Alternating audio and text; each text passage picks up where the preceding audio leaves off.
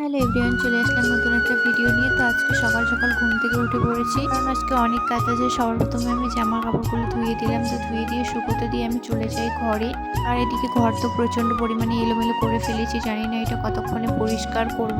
আমার তো গান না শুনে কাজ করতে একদমই ভালো লাগে না, তো এদিকে আমি টিভিতে গান চালু করে দিচ্ছি। তো দেখো, অনেকদিন ধরে ভাবছি ঘরটা পরিষ্কার করব করাই হচ্ছে না, যেহেতু বাড়িতে অনেক কাজ। জানোই এখন এই সময়টা বাড়িতে, গ্রামের বাড়িতে কত পরিমাণে কাজ থাকে। আজকে ডিসিশন নিয়েছি যে ঘরটা পরিষ্কার করবোই, তো সেই মতো আমি ঝাড়টা দিয়ে পরিষ্কার করে নিব। তো ওইদিকে দেখো আমি ঝাড় দিচ্ছি আর গানের বাজনিতে একটু ডান্সও করে নিচ্ছি। আসলে ডান্স করতে করতে কাজ করার মজাটাই আলাদা। তারপরে দেখো আমি বিছানার উপরে চেয়ারে দাঁড়িয়ে ফ্যানটা পরিষ্কার করছি।